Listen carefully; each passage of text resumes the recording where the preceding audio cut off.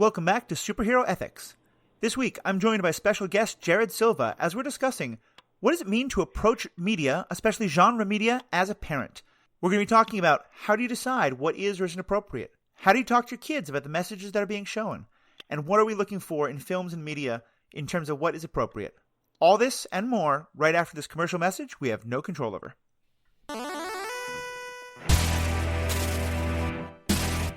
Welcome again, everyone. I'm your host, Matthew Westfox. Joining me is Jared today. Jared, how are we doing? How are you doing? Pretty good. I'm glad you could be a part of this today. Yeah, I'm excited. Yeah, and you've been I first heard you, I think, because you've been on the JudgeCast podcast, right? I have a few times. Cool. Well, yeah, Jared and I had met a couple times. There was at least one event I remember that I was working as a judge at an event that Jared helped to run. He's what's your exact title with Star City Games? I'm the organized play manager for Star City Games. Right. And so there was a big tournament. I was working at it. Jared was helping to run it. And he and I got so deep into a conversation about Star Wars that someone else had to keep shooing me back onto the floor. So I knew that we had a lot to talk about. So hopefully this is going to be the first of a couple times you're on. And today I picked this topic because I remember when you and I spoke, you had a lot of strong opinions and a lot of really great perspective about, how it's changed your views on media to be a parent and thinking about the kind of stuff you do and don't watch with your kids and how you watch it. And that just seemed like such a great topic right now when already a big part of a parent's life, but now that kids are home in most places around the country and around the world, people are having a lot more screen time for their kids, and there's a lot more questions about what should my kids watch, what shouldn't my kids watch, and how do I talk to my kids about the stuff that they watch? So I think it's a really good time for this topic. Yeah, absolutely. I don't think anyone's ever accused me of not having strong opinions about pretty much anything. But yeah, I have two daughters.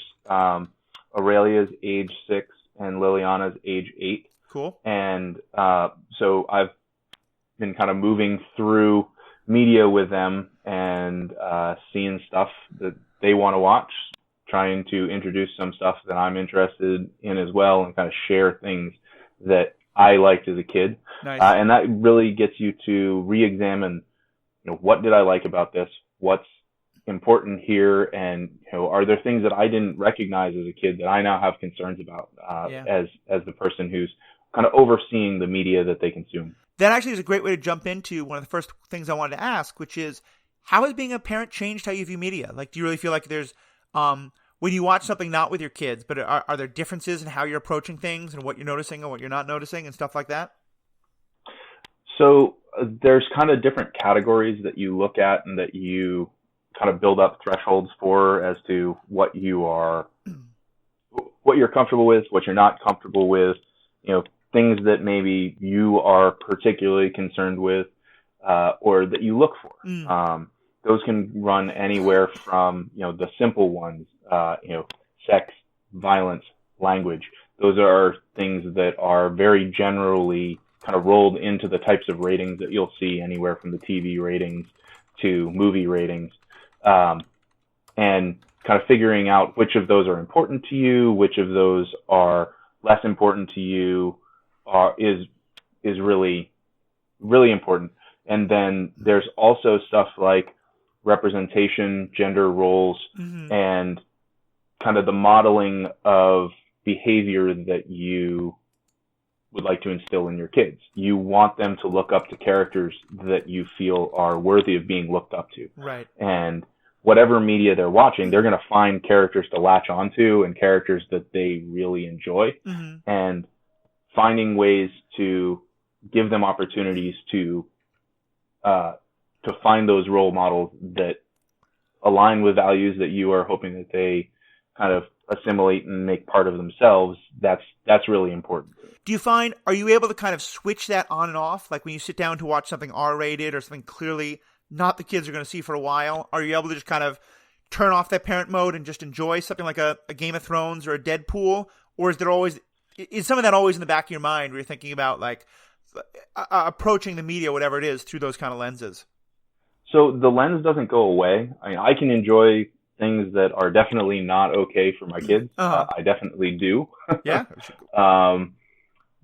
So I really enjoy Deadpool, always have from way back in college. Uh-huh. I watched all the way through Game of Thrones, and it changes one of the things that you're thinking about, though, which is, when is it appropriate to share this with my kids? If this is something that I really love, that I think is great, that I think is really well crafted media, what are the things that are holding me back from sharing it with somebody that I care about and love and want to share those experiences with? And when do those things shift? Yeah. And so a silly one that I've thought about a lot that I haven't figured out my answer for is Monty Python and the Holy Grail. Oh, that's a good one. Like, I would like to be the person who introduces them to Monty Python and the Holy Grail, because I think that it is hilarious. I think that it is funny, but it is also very problematic, and exceptionally crude. And so in order for them to kind of understand and appreciate it, there needs to be a level of maturity to get past the fart jokes, right, and kind of see the other pieces of it, and what is more deeply funny about it. But I don't want it to be somebody who they're over at a friend's house and they watch that, and then I don't get to share it with them the first time. Yeah. It was really important to me to be the first person who watched Star Wars with them. That was an experience that I wanted to have with them, focused on the media. And, but Monty Python's something I haven't shown them yet. I think it's probably somewhere in the 11, 12, 13 range. Right. But I haven't hit the point where I'm like, okay, you know what? This type of crude humor is something that I am comfortable with them engaging with, and I trust them to engage with in a way that is mature and not going to be, oh, okay, so I can tell all these fart jokes now. Yeah. And so figuring out, as I'm watching adult media, for lack of a better term, if it's something that I think is great, when do I get to share it with them? What do I need to see to feel comfortable sharing it with them? Are there pieces of it that I can share with them? Right. What? And I like the way you're framing it there, because it sounds like, especially with things that are problematic, I know this. I think this is one of the first things we talked about when we first got into this topic. Your approach isn't to say, I don't want my kids to see problematic things. Tell me if this is accurate. Because what it sounds like is you're saying it's not that you don't want kids to see unproblematic things; it's that you don't want to see them uncritically. That you want to be there to help them discuss it and to talk about what is great about this, but maybe what isn't so great, or what are different approaches to it. Is that a fair way of talking about it? I think so. So I believe that problematic content is going to be put in front of my kids on a regular basis for the rest of their life. I think that it's already put in front of the kids with all kinds of kids' TV shows. There's a bunch of stuff that I'm not crazy about that is something that is just not sending great messages. We're going to talk about the princess problem later on, and that is not necessarily bad, but there are pieces of it that you want to engage about and talk about, and how do you approach it in a way that doesn't gloss over the fact that there are problems with how these characters that are presented as your main protagonists right. are handled. And so I want to curate the content that they see, and I want to offer them the opportunity to engage me about anything that they have questions about. And I also want to actively engage them when there's something that I feel is either very positive or very negative, because I want to draw their attention to the things that are admirable in characters. I want to draw attention to how diverse a cast is. I want to draw attention to how different characters are treated, whether that's well or poorly, right, and whether or not they would act differently. What would you do here? This character got into a situation where they had the opportunity to help someone or to hurt someone, and what did they choose to do? And so talking about characters and the choices that they make gives them an opportunity to engage about who they want to be and how they want to act. And if they get into a situation like that where they've seen it happen on screen before and they've talked about what they would do, then it makes it easier for them to react to that situation in a way that they want to. Yeah, and that makes a lot of sense to me. Our listeners, many have heard them mention this before, so I'd be brief about it. But my love of science fiction comes from the fact that when I was, maybe like 10, 11, 12, my mother sat me down to watch Star Trek, the original series. I'm pretty old, so this is before TNG or anything had come out. But the point was she wanted to watch it with me. And after every episode, we would talk about it. Like, we watched the episodes that were clearly allegories for race, and then we'd have a discussion about, and without her, moralizing, but she would, help me see, how is this about racism in our own world? And that's actually, those conversations were really the seed of what this podcast became, the idea of how is it that our media, that's often about worlds that are completely different from our own, can still hold up a mirror and help us learn about that. So I love what you're talking about in terms of, as the parent, using that media in exactly the kind of way that my mom did, and I think a lot of our parents did. And I'm wondering also, because one thing I've heard from other parents, and it may be that your kids are not quite at this age yet, but one thing I think is really interesting is when, obviously the conversation is a lot, you helping them to see, but I'm wondering if you've had moments or you're kind of anticipating there'll be moments when, in the way with all kids will happen, that learning starts to go both ways as well, where that they're seeing something in the media that you haven't seen.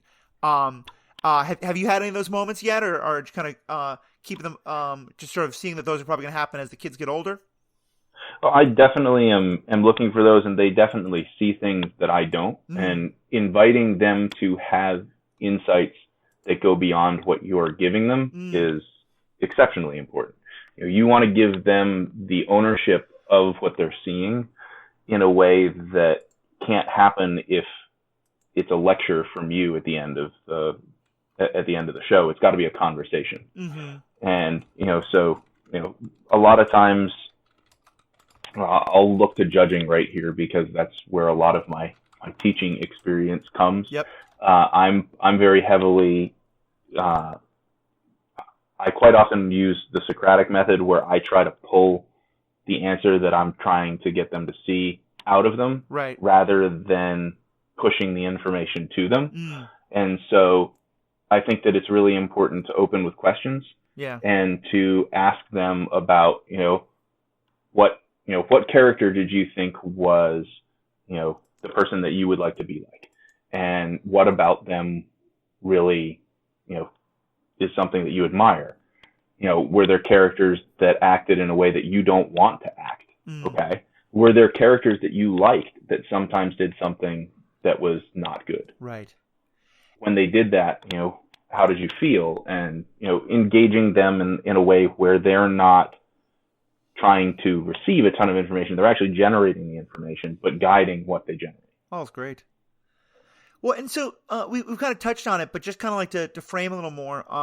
What are kind of some of the specific things that you're looking for, and what are the things that specifically will kind of concern you and make you think either A, I don't want to show this to my kids yet, or B, this especially I want the kid to be able to watch with me because I'd be concerned about some of the messages that might give. Can you give us kind of some general examples about what's either the positive or the negative you're looking at?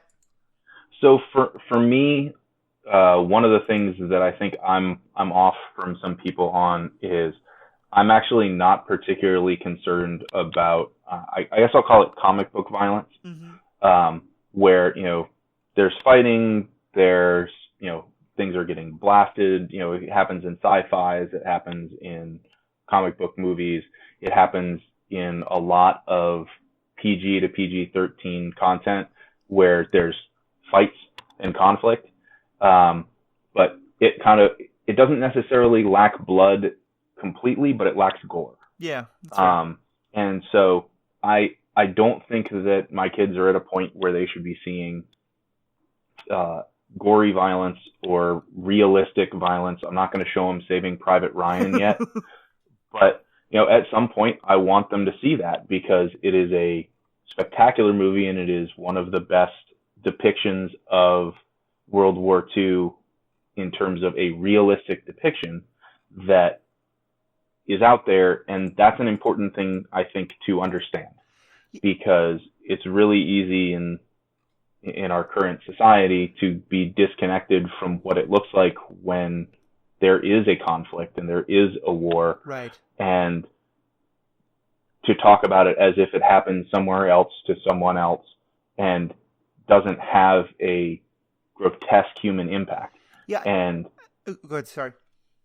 No, go ahead. I was gonna say, I love that example because I remember when that first movie came out, how shocking it was, because until then, World War II movies were about a good war, so it was glorious and clean and pretty.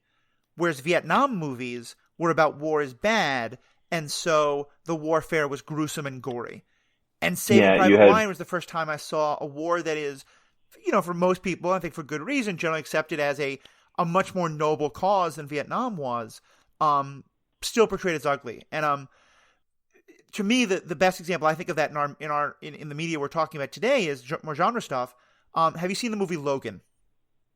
I have, yes. I love Logan because, I'm often troubled when I see the more PG type things where, a Captain America is, killing bad guys left and right, but you're not seeing any of the actual true cost of violence. You're seeing that violence looks kind of, pretty and romanticized. Whereas something like Logan, you're seeing that violence in, even for the best of reasons, looks horrible and upsetting.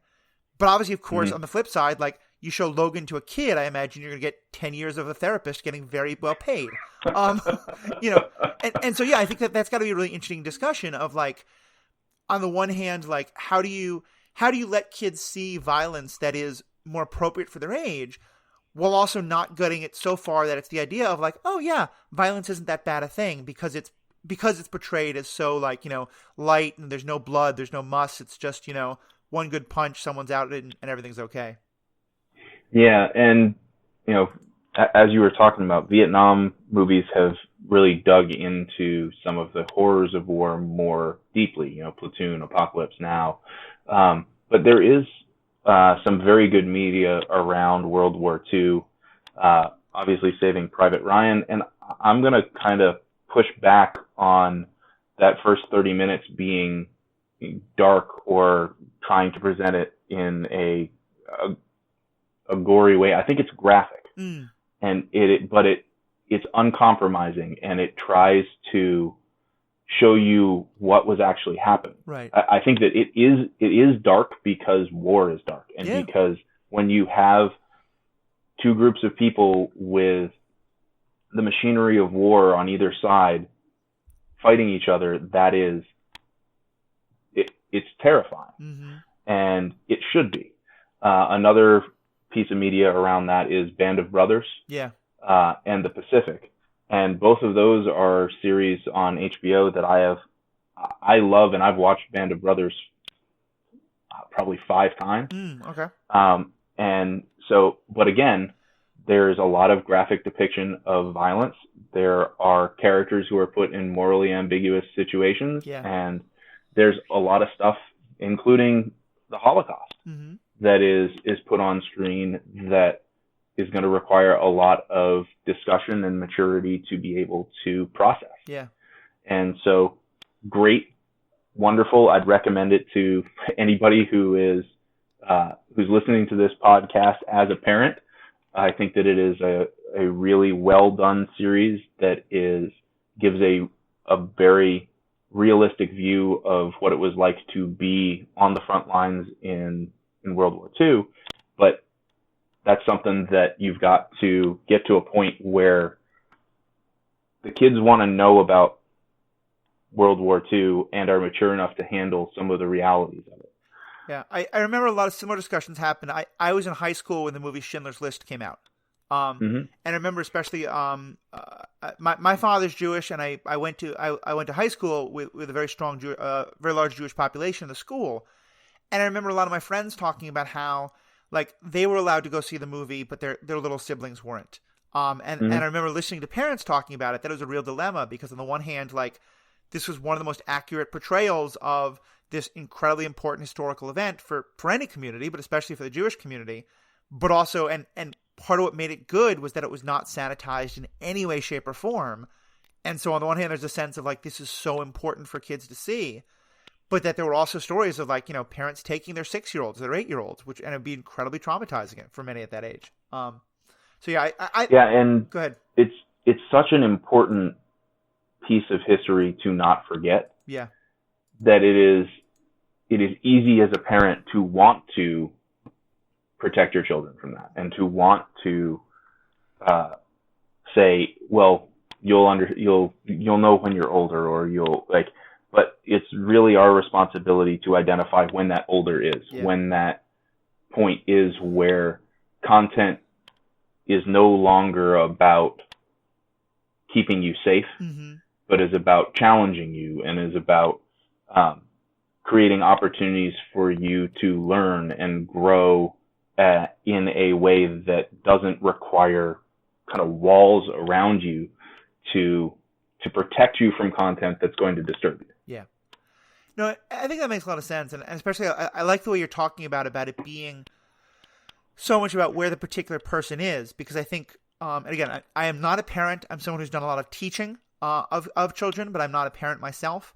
And I always thought like I was involved in sexual education teaching for a long time. And one of the things that we talked about there a lot, and I'm kind of hearing you saying as well, is that the idea of being able to say like every 12-year-old forever is not ready for this particular thing, but every 13-year-old is ready for it. Like that's ridiculous. Like that. No, absolutely not. It's very specific to the child. And so one of the things that has been fairly good for me is that Aurelia's consumption of media is actually, I would say, advanced in terms of what she's comfortable with to Liliana's. And Aurelia is the older or the younger one? Aurelia is the younger. Okay. And so that's not to say that Liliana is not mature and is not able to handle things. I think they both are, but Aurelia is not perturbed or put off by things that a couple of years earlier Liliana was. And so they've actually been able to be fairly lined up in the media that they are comfortable with. Yeah. And so I haven't felt like I'm holding Liliana back much to protect Aurelia, and to kind of align things to where she is.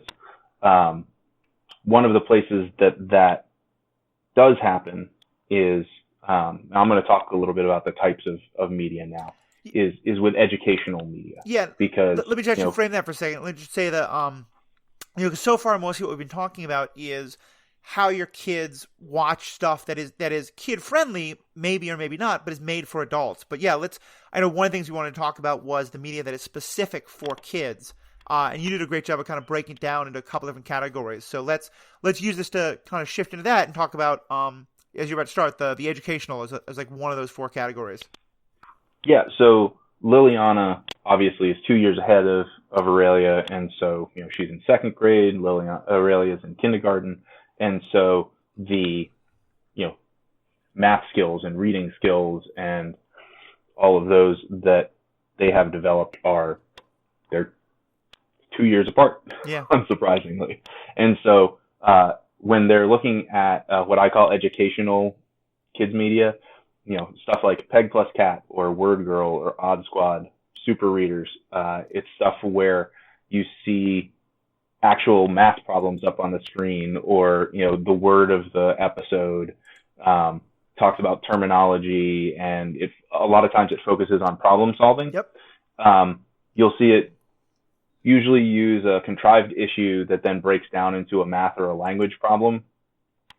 So Peg and Cat have to host a pizza party and divide the pizza into a number of different slices for their party guests. Right. And so it is very kind of basic and focused on, okay, in this episode you do these math problems. In this episode we're going to talk about words. And so it's really kind of bottle episodes where it doesn't matter. There's no long-term story really. You have characters that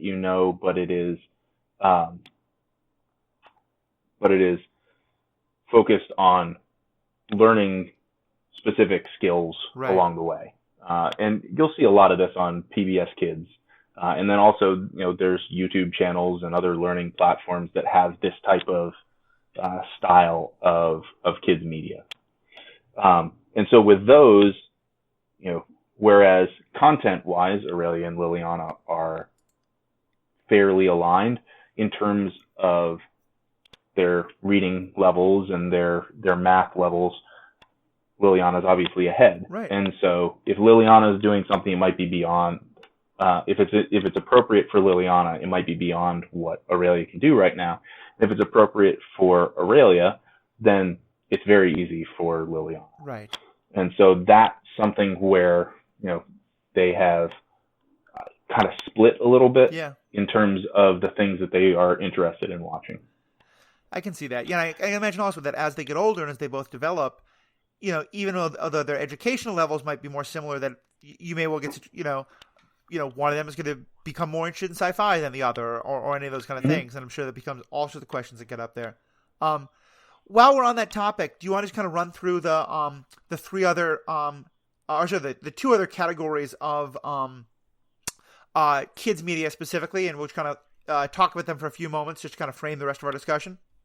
Yeah, absolutely. So these are three categories that I came up with. I'm not leaning on other people, and I'm sure that there are going to be people who would debate these, and they definitely cross over a lot. Mm-hmm.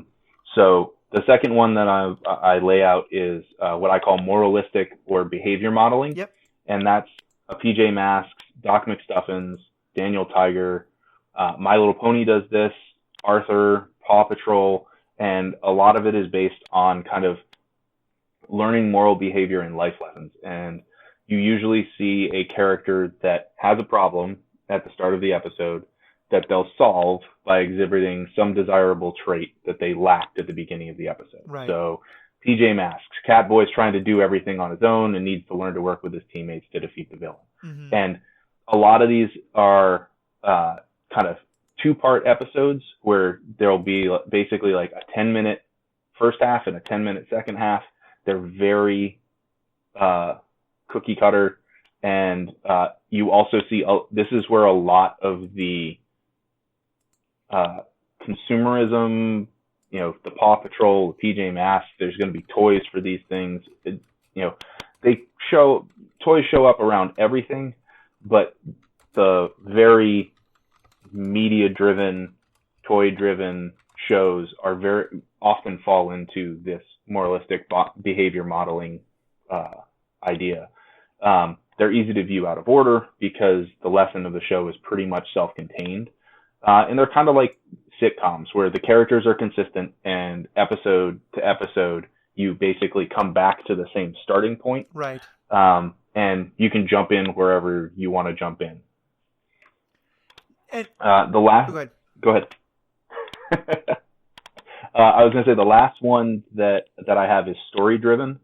And for this, The Dragon Prince, Avatar: The Last Airbender, Harry Potter, and they focus on an ongoing story where characters learn and evolve along the way. And, in this episode, the story continues. Our heroes journey further from home, face new dangers, and learn more about themselves. And, it's important to watch those in order. And nowadays, we have the gift of having entire series up on Netflix, Hulu, Disney Plus, and I remember as a kid trying to watch a show that I really enjoyed, Exo Squad, and had to cobble together trying to find when to watch the different episodes, and it was something where we had to walk uphill in the snow to find all the right episodes that we wanted.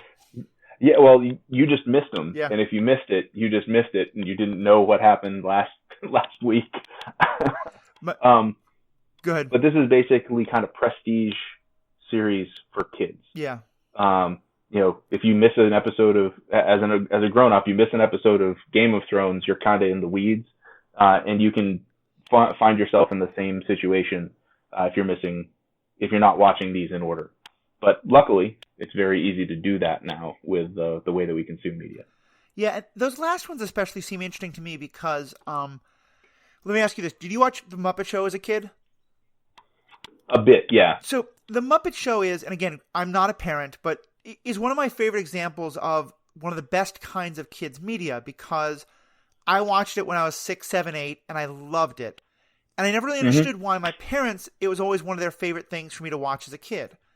And then later I went back and watched it as an adult and realized there were so many jokes that 6-year-old me, of course, totally missed. You know, when Kermit the Frog is a Howard Cosell stand-in, 6-year-old me had no idea what was going on. I just thought it was funny. And then I could watch it 25 and be like, oh, there's a whole other layer I'm seeing this on.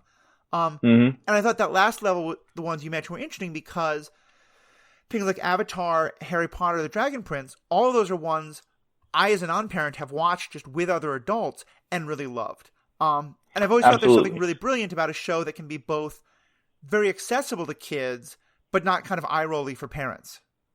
Yep. And I think a lot of the shows that you're going to find that you as a parent enjoy are going to fall into that story-driven category. Now, that doesn't mean that they don't have educational components or behavior modeling components, but you, as an adult watching media, consuming media, one of the big things that has grown is that we're going to have a story where over time you're going to have characters that you invest in and learn about, and you follow for an extended period of time. And so those story driven, and I think I haven't watched as much My Little Pony, but I believe My Little Pony actually does this to some degree as well. I dropped it into the moralistic behavior modeling because the way that I've engaged with it is every once in a while I'm there when they're watching an episode, and it fits that kind of bottle. Pony has a problem. Pony fixes something about themselves. Pony solves problem. Right. But I believe there's also more of an kind of long arc as well. Right. Well, and so that also is a good point. So it sounds like a lot of the things on this list, maybe not the story-driven ones, but a lot of the others are ones where you're happy to watch with your kids, but you're also happy that it's something where, like, when you need to focus on something else and the kids are sitting down in front of something, those are ones that you're more happy if they're, you don't have to be watching it with them. So for me, we just finished Avatar: The Last Airbender recently, and we've moved on to Legend of Korra. And Avatar was something that we only watched when we were all together and we sat down and we watched it. Yeah. And so that's different from, something, you can watch something, you're watching a Daniel Tiger or you're watching, a Peg Plus Cat or something along those lines. Like, I might be in and out of the room, I might enjoy the way that they're handling things, but it's not something that I need to watch. Right. With Avatar, it was something that I wanted to watch from start to finish with them. And that's not there for the other shows. Right. Because if you miss it, it doesn't matter. You just jump back in wherever you happen to be, kind of dipping back in. And tell me if I'm wrong here, but I think what I'm hearing is, and I think it's a really important point, is that for you as a parent, part of you wants to watch these things with your kids because you feel like that's important to help kids get the messages that they're going to get. But also just part of the joy of being a parent is showing your kids the media you love and getting to experience it through them. Is that accurate? That it's not just about what's best for them, but also you as a parent, the things that you love? Yes, it's definitely something that I enjoy. So, like, I enjoyed watching The Last Airbender. I enjoy Harry Potter, and I actually have been lucky enough that we caught Dragon Prince as it was starting. And so we've been able to watch that all together through, and it was, the first time that I was seeing it. And I've been exceptionally impressed with that series. I think that it's really one of the best things that's going as I'll call it young adult series. Okay. Cool. Yeah, no, I can definitely understand that. Dragon Prince is one I've had trouble getting into, but I've heard that the second and third seasons are a lot better. And certainly Last Airbender was one where I remember actually our mutual friend Jacob Malicic was the person who really turned me on to wanting to watch that. And I really struggled with it because I thought it was a kid's show. I'm someone who in general has had real problems with animated TV shows. And I remember being very blown away that yes, it was a kid's show, and yes, it was something that is generally not something I love, but still the story and the acting and the writing was all very good, and also just it drew me into the story in a way that I could see people of all. I don't know. Avatar didn't feel like a kid's show; it felt like a family show, if that makes sense. Where it wasn't just aimed at kids, but it was very kid friendly. Absolutely. And it also was a show that paid you off for investing time in it. Yes. The character arcs are really impressive and are, I think, very realistic. There are a number of different characters who kind of move around the board and who you have very different impressions of early on than you have later in the show, and especially as you get to the denouement. And you're paid off for having paid attention along the way and watched their journey. And that's something that you don't usually see in children's media. That makes a lot of sense. And I have one last question on the educational stuff before we move into the next topic. And that's are there examples of stuff that is clearly meant for kids and is kid level appropriate, but where still you've decided as a parent this is not what I want my kids seeing, either because maybe it's a little too simplistic or because it's approaching things that where you're not comfortable with, or not in terms of content, but in terms of the message being something you're not quite like, it's a little more of a conservative bent or something like that. Are there examples of stuff that you've looked at and been like, yeah, this is not what I want my kids seeing?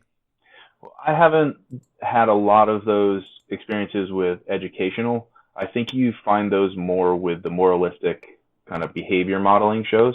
Yep. And that's because that's very much, they're making a determination about what is moral or good behavior to model. And if you disagree with those things, then that can be problematic. The other piece of that is, as I mentioned, they're usually very consumeristic and very, here's these characters that you're going to want to buy toys of. So I've stayed away from Paw Patrol and PJ Masks a little bit. And, it's not something that I don't let them watch at all, but I try to minimize those types of shows.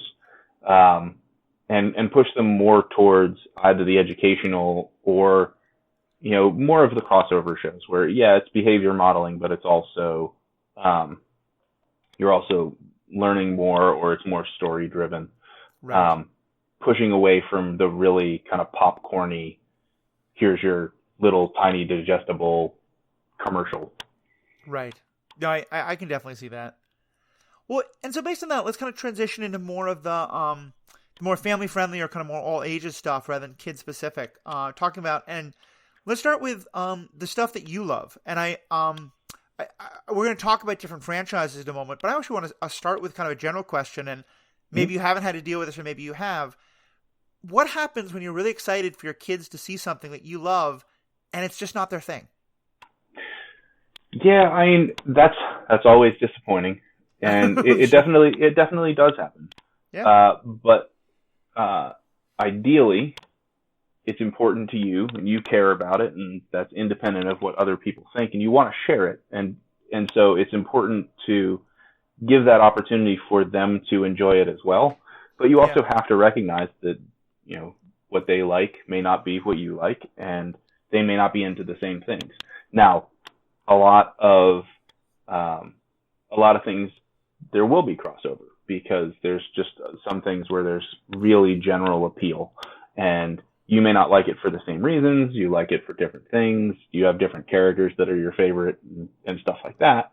But, Marvel, for one, is something where I think there's a lot for most people.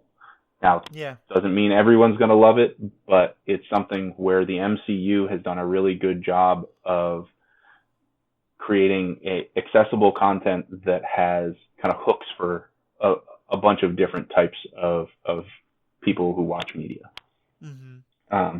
And my kids have seen the entire MCU so far. And that means that we get to, there's a new movie coming out, we'll go out and we'll have a day and see it at the theater and come and talk about it and all of that. And so I was a little bit concerned as we got to um, to Endgame and to Infinity War, Mm-hmm. as they were kind of tackling some heavier content and got a little bit deeper into, people dying and, the good guys losing, Yeah. in a way that really hadn't been a big part of the MCU to that point. And so there's a lot of big questions there and a lot of things to talk about. But it was such a payoff for having watched everything else that I felt like it was still something that they were ready for and that they were interested in seeing. Right. And so it was something we went to see. It was something that we talked about afterwards and, asked questions and all of that. And so it worked out very well. That's awesome. Hey, so can you give an example of maybe a franchise or something that was beloved to you that they just haven't loved yet, or that they at first maybe didn't love? So they're hit or miss on Star Wars media. Yep.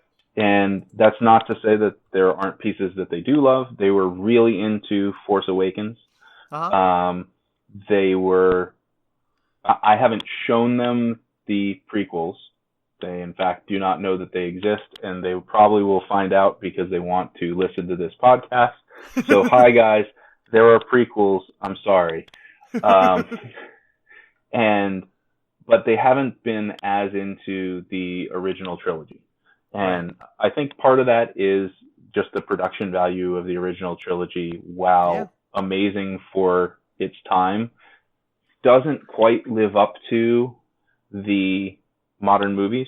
And, It is being very, used... very slow compared to the movies we see today. And I love that. But yeah, even just friends of mine who are 15 years younger than me, but as adults, find it very slow to watch. And I can understand that definitely for kids. And so they like the characters. We've read books and they've enjoyed that. We watched the Clone Wars series and Rebels. And so there's been a lot of Star Wars media that they have liked. They haven't liked all of it. Other than that, I recently shared the X-Men TV show. Uh-huh. Yellow spandex and all that. Yep. Sorry, everybody. That's in your head now. And one of them really liked it, and the other one was more kind of take or leave. Yeah, that's fair. Have you found is there stuff that you remember loving as a kid that now also watching it with your kids you start to that you start to remember problematic stuff that you missed? Let me give you an example. The original Ghost, I am right of the age that the Bill Murray, Dan Aykroyd Ghostbusters movie came out when I was 9 or 10. I loved that movie more than anything. And when the new one came out, I was really excited to see the new one, and I did see it and I really liked it. But it made me very nostalgic for that original movie, and I wanted to go back and watch it. And because I hadn't seen it probably in 25 years.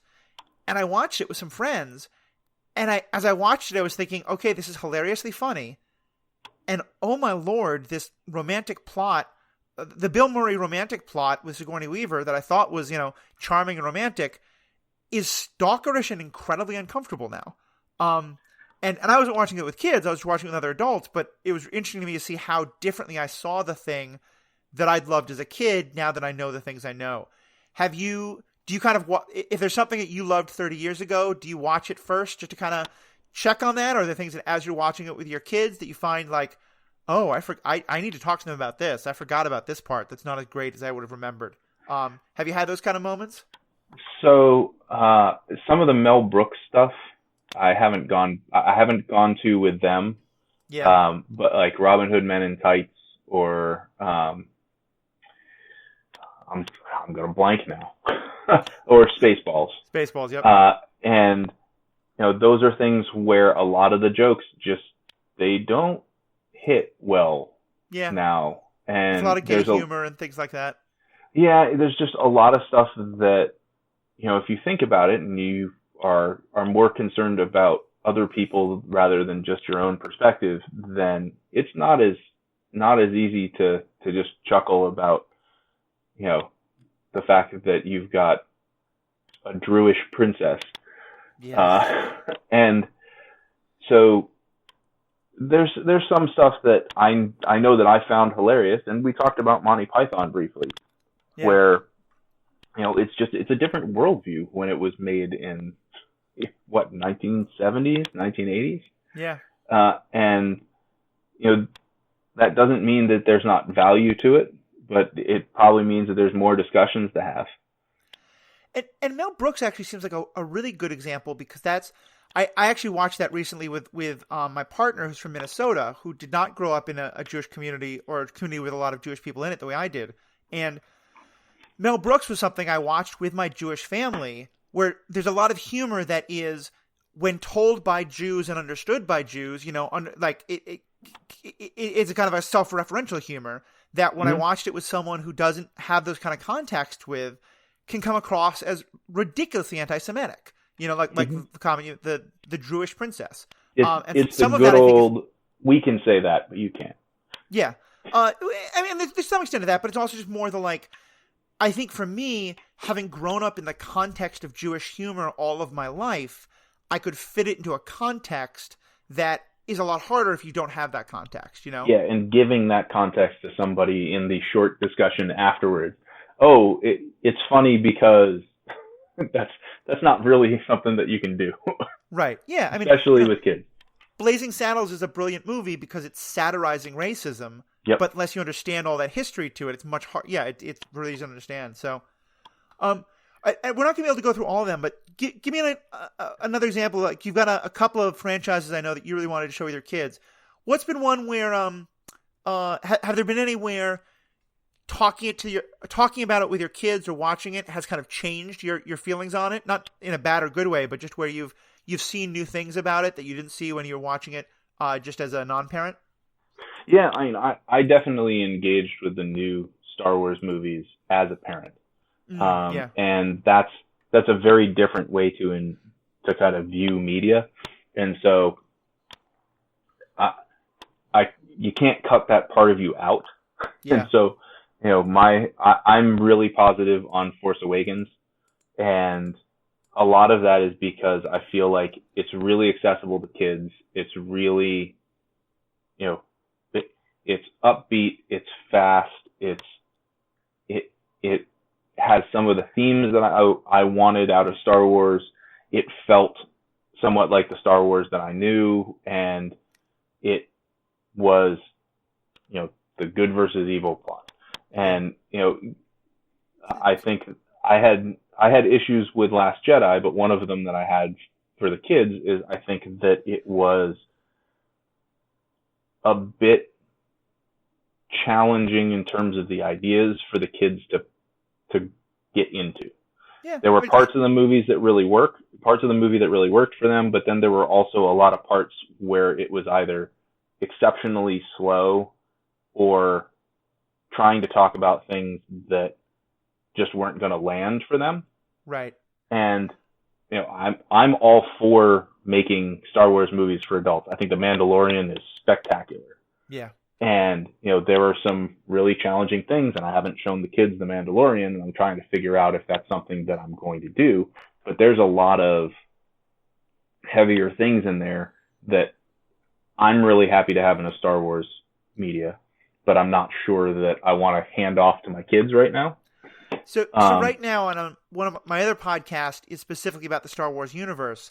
And it's been interesting because right now we're doing two parallel tracks, which is every other week I record with my friend and colleague Jeff Randall about the show The Mandalorian. And then on the off weeks I record actually with your coworker Riki Hayashi and his wife Sarah about the Clone Wars. Mm-hmm. And it's been fascinating because realizing they're both great Star Wars stories. I love them both for the same Star Wars reasons.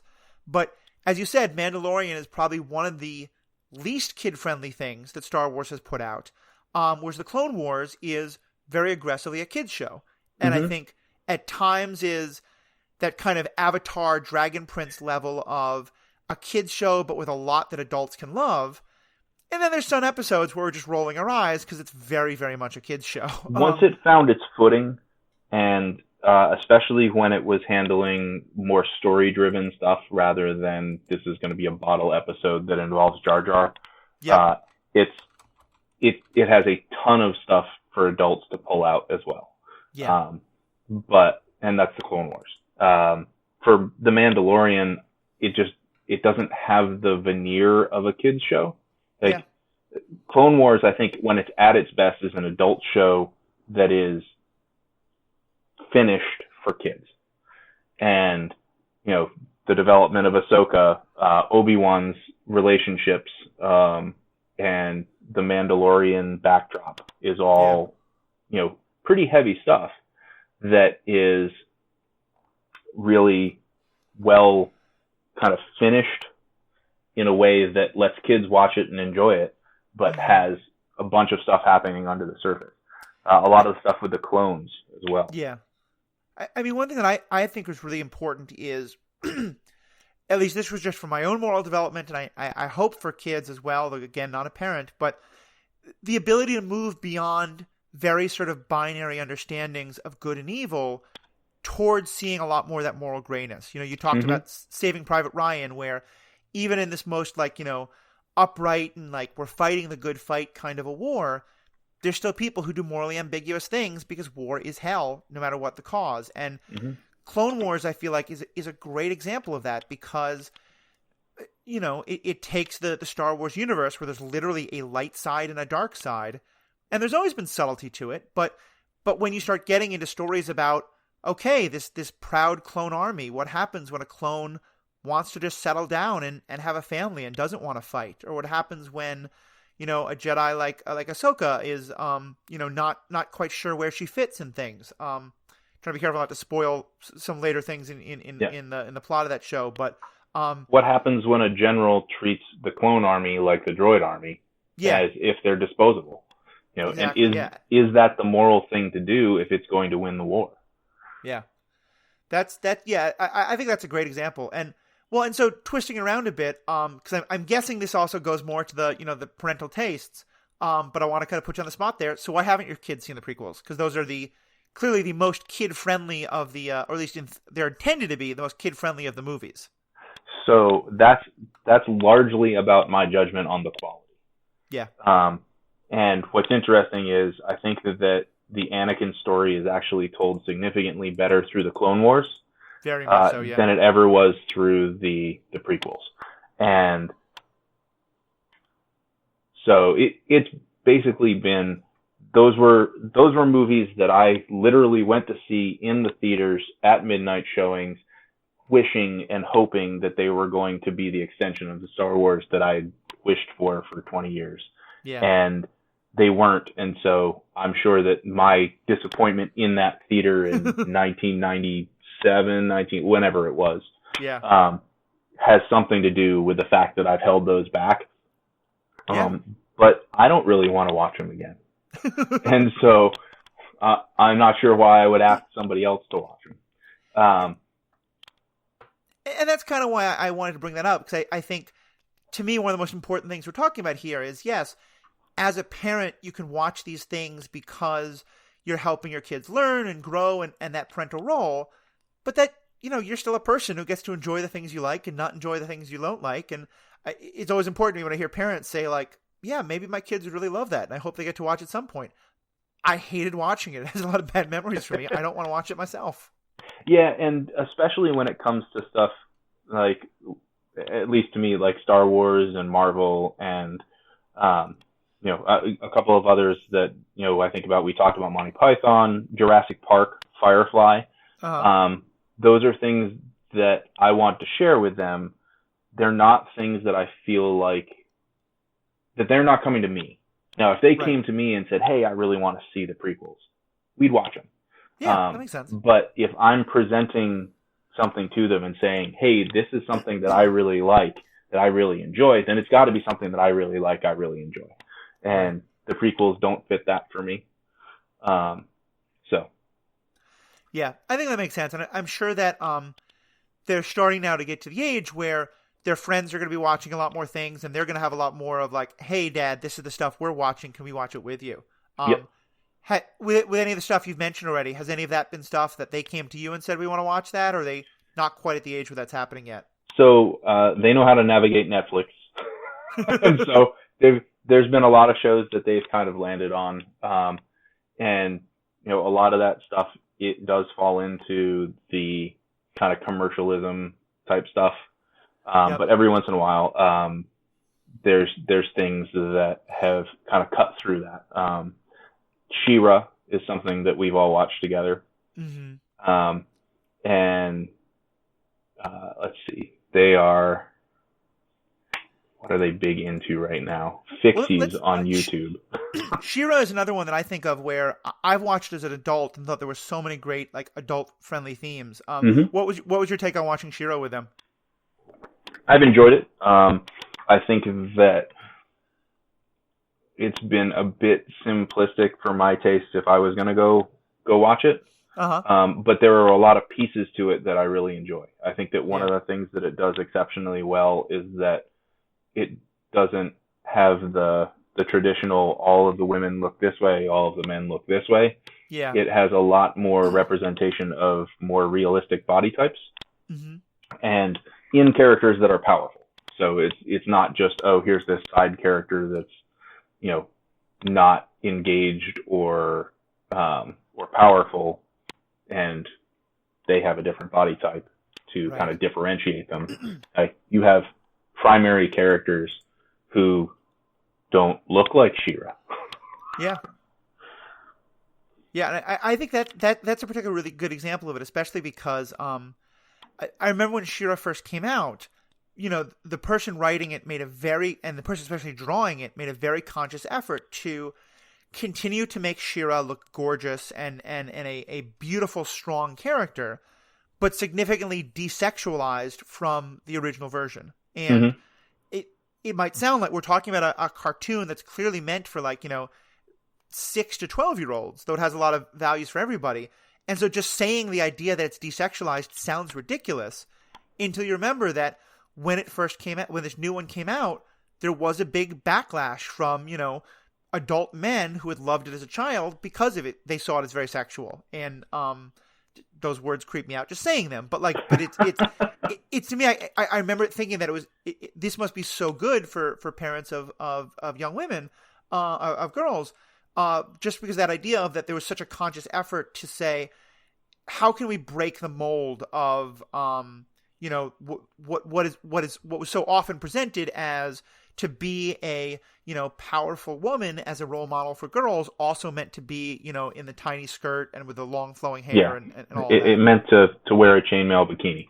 Yeah.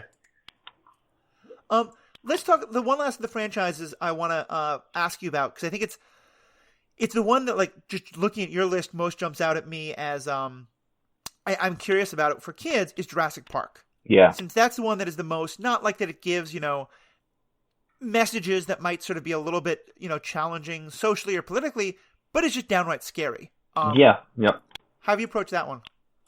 So the kids have not seen Jurassic Park. They like dinosaurs. They're into dinosaurs. Dinosaur Train is another one that's in the educational groupings that they have really enjoyed at times. But yeah, Jurassic Park is heavily about, to put it simply, are they going to have nightmares after watching this? Yeah. And I think that it is such a good movie that I'm probably going to be more aggressive with it than I otherwise would be, because there are enjoyable movies or fun movies and stuff like that I'm not going to take a chance with. Yeah. But I really think that Jurassic Park stands up now in terms of special effects, in terms of story. And the other thing is what I'll probably do here, and I've done this with Harry Potter, is we'll read the book. Yeah.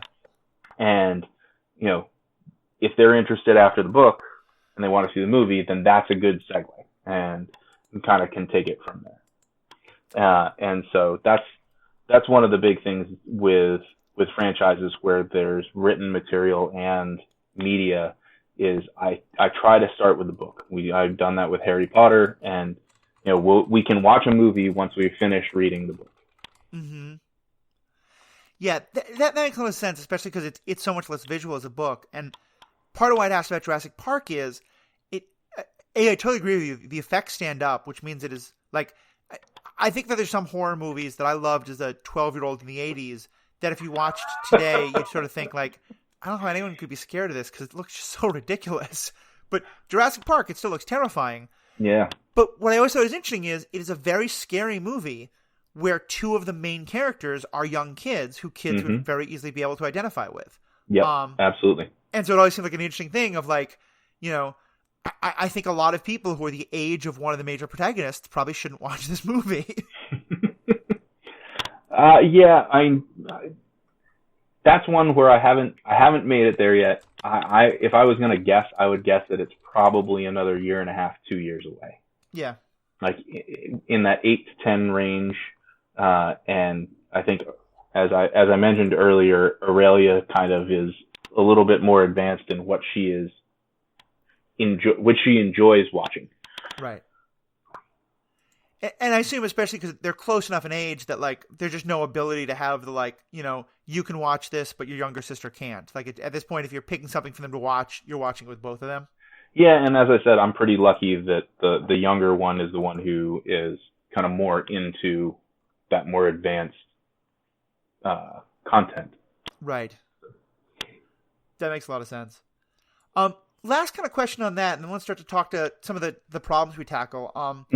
And again, like my mother's probably she was a little more on the extreme side about how she chose some of these things, but she was someone who had very strong opinions about what was or wasn't appropriate for kids, especially in terms of like in her mind, like, you know, the human seeing the human body in a naked form, and like, you know, to her that was a natural thing that kids should not. She had a lot of feelings about the what she saw as the kind of repression of a lot of our society, but she was very, very anti-violence, and so she never wanted me to see the violent stuff. And I remember she often had a lot of conflict with the parents of my peers who were very comfortable taking me to, you know, what she referred to as the shoot 'em up movies, but would be horrified if one of, you know, my friends had seen something where like, you know, a naked body part was on screen.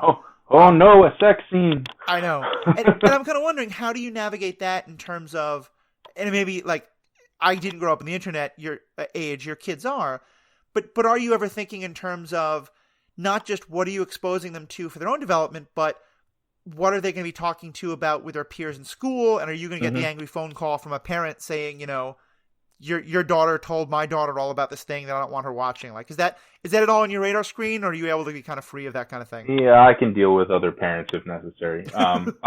Anytime that I would be engaged with another kid in terms of media, then I'm going to be more conservative. Yeah.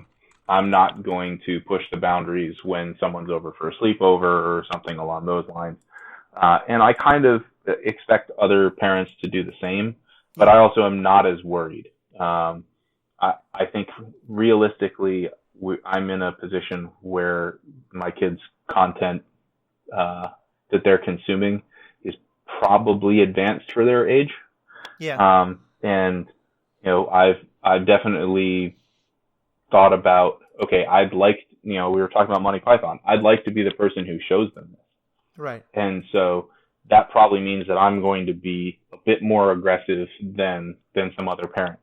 And I'm not as worried about, oh, you know, I saw this thing and it was really funny and you should try to see it. If another kid goes home and says, oh, you know, Liliana told me all about Star Wars or about Infinity War, and I'd really like to see it. Like at that point, that's a discussion between them and their parent.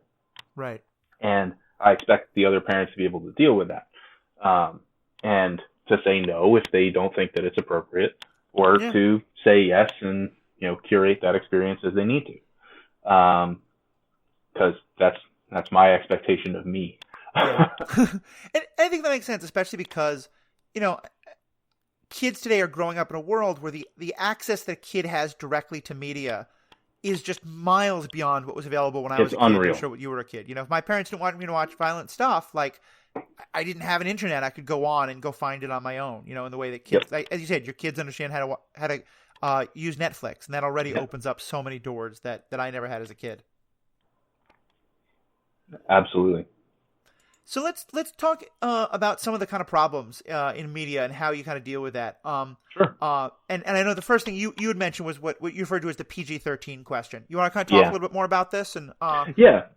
So the PG-13 question, as I call it, is basically you have a lot of ratings out there that come from other people, and so they're also very broad ratings that take into account things that you may or may not agree with. Yep. And so let's just talk about PG-13 for a minute, because you've got G and PG, which are very generally accepted as good for kids, and then you've got R, which is very generally accepted as for adults. Right. And so on those ratings, the major pieces that they take into account are violence, language, drug and substance abuse, and nudity and sexual content. Right. And so violence, depictions of violence are permitted under all ratings, but must be moderated for lower ones. So G-rated violence is kept to a minimum. PG, the violence can't be intense. PG-13, intense violence permitted. And then R is where you get into realistic, extreme, or persistent. That's where you get into gore, or, that's where you get into, I think Saving Private Ryan has got to be R. Oh, yeah, it definitely is. But, for much of that movie, it's definitely not. But then for that first half hour, it definitely is. Language is depiction, so means that, it may not be polite at G, but no stronger words are present. Right. At PG, there is some profanity permitted, but no sexually derived cursing. So you can say damn or hell or something along those lines. Mm-hmm. But you can't get into more harsh language. Right. PG-13, it's limited, and justifiable cursing and harsh language is permitted. So that gets into some really gray areas as to what's going to be okay. They talk about there being one F-bomb allowed. And so basically where you want to land that is something that people talk about in different movies, but it's not actually that line. And then for R, if you have excessive cursing and crude language, that's where that lands. Drugs and substance abuse. Drug use is generally limited to PG-13 and above, but you will see smoking and alcohol in G and PG movies. In G movies, you hardly ever see any of it. PG, it's rarely present except for smoking, and it's often limited to bad guys. Yeah. Which is an interesting line that they draw. And then PG, it'll be PG-13 if there's any prominent drug use, and then it gets to R if you're talking about drug use themes or pervasiveness. Right. Nudity and sexual content. There's brief nudity allowed in PG movies, but anything more will garner a PG-13 or R. And so you were talking about with your mom, like this doesn't line up with her thoughts on this at all. Right. And so if a movie's PG-13 largely for nudity and sexual content, then your mom's probably not going to agree with that rating. Yeah. So PG can have brief non-sexual nudity. PG-13 actually is supposed to be non-sexual nudity. And then if you have any extended or sexual nudity, it's going to jump to R. Right. And so those categories are, you can have a PG-13 movie that has no nudity or sexual content, no drugs, but it has, significant language and intense violence. That's usually what you see in Marvel movies. Right. Where there's a lot of comic book violence. It's not realistic. You're not seeing, bloody swords stick out at people and what have you. But, there's low-level cursing that, Steve chastises, and you go from there. Language. But that's actually, I think, a pretty good example of limited justifiable cursing. Right. The cursing in Marvel movies is quite often exclamations in the middle of fights or in reaction to something. Right. It's rarely like as an expression of anger. It's rarely like one person showing anger towards another, like cursing out another person or something like that. You're not seeing people curse in their normal dialogue. You're seeing it as something happens and so somebody curses. What the hell all over the place, that type of stuff. Right. And so the PG-13 question for me is, PG-13 is such a broad category of movies. Right. And one of the things that's also interesting here is PG-13 has long been considered to be gold. You don't want to be R. If you're PG-13, then your movie is going to make a lot more money than if it's R. And so major studios will quite often walk right up to the line of R and sometimes actually cut little things to get under that line. And so even though it's a large spectrum, you actually have a cluster of movies right up by almost R. Yeah. But then you also... Go ahead. Go ahead. One of my favorite examples of this where I think the movie really suffers, although this movie suffers from a lot of problems, but is Suicide Squad. Where Suicide Squad was a movie based on a comic book that was very explicitly an adult's comic book line, where they dealt with very adult themes, but they wanted it to be PG-13, so they cut out a lot of things that made the characters make sense. I mean, there's a ton of problems in that movie, but I know from everything I've read a lot about it that it was shot as an R movie and then cut to be PG-13. Yeah. In a lot of the ways that you're talking about, where it was, okay, exactly how can we just slip under that line? Yeah, okay, so we'll make this head explode, but it'll be a little bubbly thing instead of, how do we make this cartoony violence or comic book violence rather than gory violence? How do we, how many times can we swear? How can we, do we need to cut this out? How about this character? Do we need to basically pretend they're not really there? That type of stuff. But yeah, that's definitely a good example of we're going to walk right up to the line because we don't want R. And so that PG-13 Suicide Squad is something where there's a lot of stuff that I'm a little bit concerned about, all over that movie, as opposed to, pick a Marvel movie where it's pretty solidly PG-13 by these definitions, but it's doing stuff that I'm not as concerned about. Right. Yeah, no, that makes a lot of sense. And I think part of what it helps me understand is that these ratings are really pretty arbitrary, and that to just say as a parent, I'm going to allow this rating but not this doesn't make much sense. In part, one of the things I was thinking of is that how much these ratings have changed. Like, you mentioned that in PG movies, it's almost always only the bad guys who smoke. Yep. That was definitely, I can think of a ton of movies from the 80s and probably even 90s where the good guys smoke all the time. Oh, absolutely. And I think it's just, and we talked there about violence and how you're going to get around it. In the same way, it feels like there's now an ability, and I'm not saying this is a bad thing, but I think for the parents who are on the opposite end of where my mother was, for example, would be very bothered. Because sexuality is now so often defined as nudity, a lot of PG-13, and especially on a lot of television, people are really able to find, how can you make a scene incredibly erotic, incredibly sensual, but because you never quite show a nipple, or, it's the person's wearing a thong instead of just having a naked butt, that it doesn't quite cross that line. And I think this is a good part of the discussion because it gets into the idea covers that, are just so. Yeah, trying to draw these incredibly arbitrary lines, at least what I think you're saying is that doesn't help you as a parent because you need to go a lot deeper. Well, the biggest thing here for me is that they have 4 criteria, and because of any one of them, you can fall into a higher category. Right. And so if you were going to do this in a way that was particularly useful to parents, you would say, this is PG-13 for violence, this is PG for language, this is R for drug use themes, and this is G for nudity and sexual content. You'd have to have 4 different ratings if you wanted to actually have this be an effective system for, I'm going to blindly be able to say whether or not I'm okay with this.